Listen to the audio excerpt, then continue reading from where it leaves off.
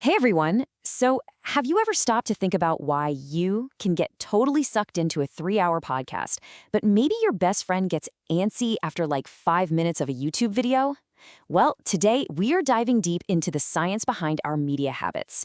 We're going to uncover this really fascinating connection between our attention, our intelligence, and the stuff we just can't stop watching. I mean, really think about it. What is it that makes you want to binge watch a super complex documentary series, while someone else, can't even make it through a simple tutorial?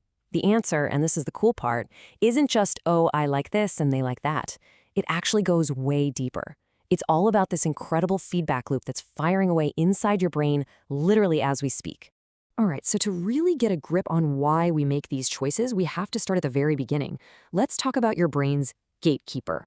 Okay, picture your brain like this massive, amazing fortress. Well, attention, that's the gatekeeper. And if information can't get past that guard at the gate, it honestly doesn't matter how smart you are, how powerful the army inside is. Your brain, your IQ, can't even begin to process it. So, what is attention really? I think we all kind of feel like we know, but it's not just one thing. It's actually this incredibly complex system in your brain that's working 24/7, making these split-second decisions about what's important enough to let in and what to just toss aside. And scientists have actually broken it down into a few key types. First, you've got selective attention. This is that cocktail party effect, right? Where you can tune out all the noise in a room and just focus on your friend's voice. Then there's sustained attention. That's what you're using when you're totally lost in a good book for hours. You also have executive attention, which is kind of like your brain's CEO, the one that plans and makes the big picture decisions. And finally, there's divided attention, or, what we think we're doing when we try to multitask. Okay, but here is where it gets really fascinating. Let's connect the dots and see how the quality of our attention is, believe it or not, powerfully linked to our intelligence.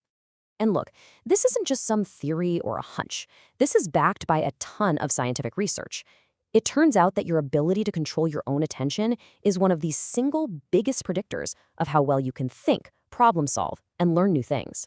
So, how strong is this link? Get this. Research suggests that anywhere from a quarter to almost a third of the entire difference in IQ scores from one person to another can be explained just by how well they can control their attention. I mean, that is absolutely huge. So what is actually happening inside our brains to cause this? Well, you can think of it like this.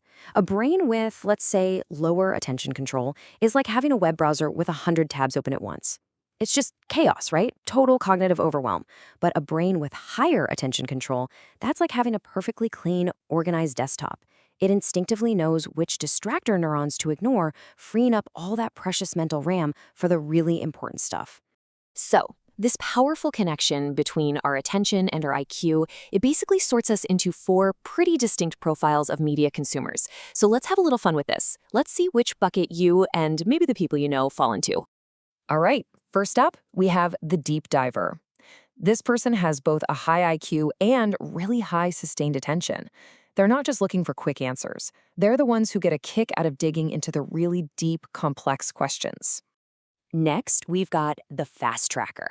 These folks are super smart, high processing power, but they're always on the move. They need a constant stream of new, novel, exciting information to keep them locked in. Then you have the generalist. And honestly, this is probably where a lot of us live. We want to be entertained, sure, but we also like learning something new, as long as it doesn't feel like a ton of work. And last but not least, the dopamine seeker. This profile is all about that instant gratification, that quick hit of feel-good brain chemicals. The content they love is short, it's snappy, and it is super easy to digest. Okay, so let's pull this all together. Look at this chart. Are you a deep diver, the one who loves getting lost in those long-form podcasts or dense white papers? Or maybe you're a fast tracker, zipping through dense Reddit threads at twice the normal speed. Could you be a generalist, kicking back with a great Netflix docuseries? Or maybe a dopamine seeker, getting your fix from TikTok or Instagram Reels? Go ahead, take a second and think about it. Which one sounds most like you?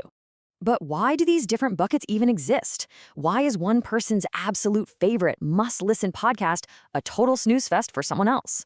Well, it all boils down to the science of mental effort. It revolves around this idea called cognitive load theory, and it's actually pretty simple. Think of it this way. Every single piece of content, from a TikTok video to a physics textbook, has a certain weight, an intrinsic load. and your brain has to lift that mental weight in order to understand it.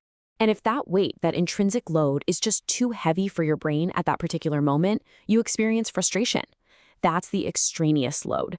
It's that feeling of being totally overwhelmed, and it's exactly why we sometimes click away from a really complicated article and just look for something easier. But here's the flip side. This is crucial. For some people, that super snackable content is just too light. It doesn't give them a challenge. Their brains actually crave a good mental workout. They have what's called a high need for cognition, meaning they need that complexity to actually feel satisfied and engaged. Okay, so all of this, it brings us to a massive, and I mean massive, myth that I am almost positive you've heard a million times. Yeah, you know the one I'm talking about, the goldfish myth. The average human attention span is now shorter than a goldfish's, just 8 seconds. We've all seen those headlines, right? It's everywhere. But is it actually true? Well, not quite. The real story, as it usually is a lot more nuanced and way more interesting. So here's what's really going on. Our attention spans haven't necessarily gotten shorter, they've just changed. All the pings, the dings, the constant digital distractions, they've made our selective attention much weaker. It's harder to filter out the noise.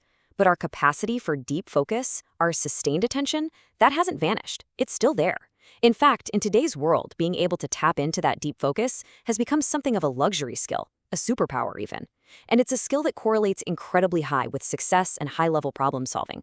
So, there you have it. You know the framework, you know your bucket. The real question is, what are you going to do with this information?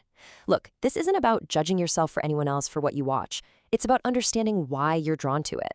And with that understanding, maybe you can be a little more intentional about what you choose to focus on next. So, what will it be?